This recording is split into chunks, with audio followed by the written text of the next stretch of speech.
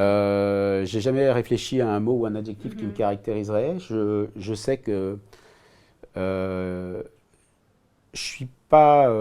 pense pas être quelqu'un c'est pas une colonie de vacances sur le plateau. Il n'y a pas un côté rigolo de moi sur le plateau. Pour autant, je sais par exemple que je ne convoque pas de perversité. C'est-à-dire, je ne choisis pas, je ne concentre pas mon inquiétude, par exemple, sur un souffre-douleur. Ça, je le sais. Je dis les choses assez frontalement aux gens, dans quelque chose, mais je le dis frontalement quand ça fonctionne. Mais avec des fois un enthousiasme et même une émotion. Ça m'est arrivé de débarquer sur le plateau avec presque les larmes aux yeux en disant on vient d'obtenir quelque chose d'exceptionnel. Et là, à ce moment-là, tout le monde y a participé, les techniciens, les comédiens, etc. Mais ce qui m'autorise à pouvoir dire, à certains moments, ça ne va pas.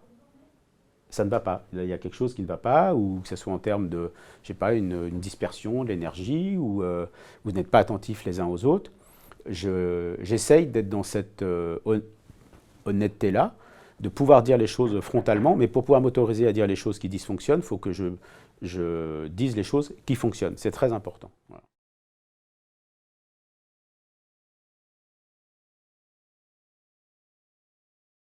Et moi, je pense qu'il n'y a pas plus d'ego à gérer incroyable sur les plateaux de cinéma qu'il y en a dans les grandes entreprises avec des cadres très élevés, et évidemment les grands patrons, des grands sportifs. On entend souvent des coachs de football, des entraîneurs de foot parler des égos des joueurs et je lis des interviews, ils doivent les gérer avec la fragilité aussi de ces joueurs qui sont comme des artistes. Il y a quelque chose qui est à l'œuvre. Moi, j'ai pas de problème avec les égos parce que je pense que tout le monde a un égo.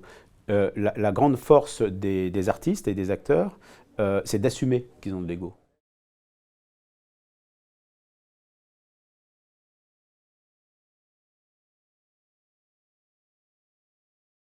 C'est pas qu'il présente dans le film, le syndrome de l'imposteur. C'est que je pense que c'est la chose la plus partagée au monde.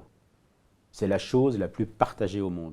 Et quand vous avez... dans l'entreprise ou même dans hors le monde entreprise. entier, mais quand vous avez la chance d'échanger avec des gens qui sont à des niveaux de responsabilité, de visibilité dans le monde ou de starification à des niveaux hallucinants, et quand dans l'intimité, la personne vous dit, quand vous avez la chance d'avoir accès à ces moments d'intimité, dire putain, mais si les gens savaient à quel point je vis au quotidien avec un sentiment d'imposture et d'illégitimité, mais des gens oui, qui sont regardés à genoux par des gens, un mec qui disent mais il dit quand je vois les gens, ils savent pas savoir, et heureusement qu'ils savent pas parce que c'est dingue. Donc c'est la chose la plus partagée au monde, ça. Et ça c'est vraiment, moi je ne le pensais pas quand j'étais jeune, moi je pensais que c'était parce que moi je venais d'un milieu modeste que je trimballais ça en bandoulière, parce que c'était mon histoire à moi. Et le temps passant, ce qui est très rassurant, c'est de voir que c'est la chose la plus partagée. Et j'ai pu le partager, parce que c'est une question c'est un truc qui m'intrigue, avec des gens en toute puissance, ou dont on a le sentiment, en tout cas, qui sont en toute puissance sociale depuis longtemps ou à certains moments de leur vie. Leur vie, et c'est très intéressant.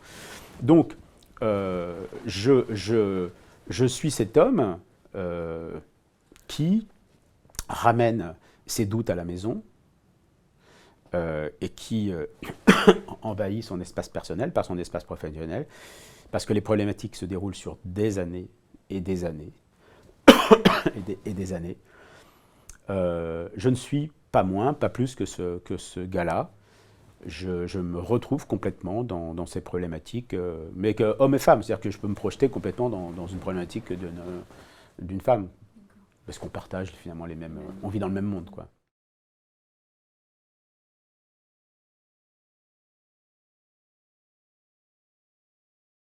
Il y a, je ne fais aucune différence entre tous ces mécanismes de récompense qu'il y a pour les acteurs, les chanteurs, les victoires de la musique, les Molières, avec toute l'organisation des récompenses qu'il y a pour les entreprises. C'est absolument exactement la même chose. Et l'émotion que peut avoir, très légitime, hein, que qu'un acteur, qu'un metteur en scène, qu'un chanteur, etc., peut avoir en recevant sa récompense qui a été construite sur la reconnaissance de ses pairs.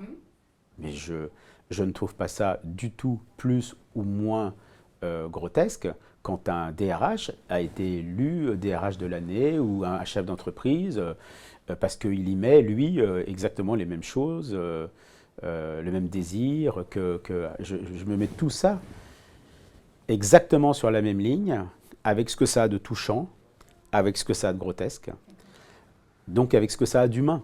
On est tout ça. On est à la fois incroyable, dans les deux sens, on est incroyablement performant parfois et on est incroyablement pathétique parfois, incroyablement grotesque, mais c'est ce qui nous constitue profondément en tant qu'être humain. Ce qu'il faut, c'est essayer de ne pas être que grotesque et ne pas être dupe non plus de ce que ça représente. Et aussi, ce qui est intéressant dans ces récompenses, ça va toujours flatter un endroit de l'ego, mais il y a une chose, c'est qu'elles servent beaucoup plus, finalement, à être caractérisées par le système, parce qu'à l'intérieur de tous ces systèmes, il y a beaucoup de gens qui n'ont pas d'avis. Et en fait, ils n'ont un avis que parce que un tel ou un tel va être éclairé par ces récompenses. Ce que je trouve assez dommage. Et il y a un film absolument extraordinaire qu'il faut voir, qui s'appelle Christmas in July, qui est un très vieux film, comme ça, où il y a un salarié, par un subterfuge, qui se retrouve à avoir une récompense. Et finalement, il ne l'a pas en vrai, c'est un subterfuge de ses collègues. Et le patron, quand il pense, en même temps que le salarié, qu'il a eu cette récompense, il lui offre un nouveau job, une promotion incroyable. Et à un moment dans le récit, tout le monde découvre qu'en fait, cette récompense, et le salarié lui-même le premier surpris, qu'il ne devait pas l'avoir. Mais en même temps que son patron lui avait offert une promotion, il a été très performant. Donc, normalement, son patron devrait être très content. Et continuer dans cette voie. Mais le jour où, dans le récit, le patron apprend qu'il n'avait pas sa récompense, il le dégringole, il le remet et il dit « Mais je ne comprends pas, en fait, vous étiez content de ce que je vous ai proposé. » Et le mec lui dit très clairement, il dit « Mais moi, je vais vous dire, moi, je n'ai pas d'avis. » Donc, en fait, si le système, à un moment, me dit que vous avez du talent, je veux bien le croire, moi, je ne le sais pas. Donc, je vais vous prendre parce que d'autres personnes réunies m'indiquent que vous avez du talent. Moi, je ne suis pas capable de le voir. Voilà. Donc, à un moment, finalement, vous n'avez pas cette récompense, donc vous n'avez pas le talent. Vous repartez d'où vous venez. Voilà.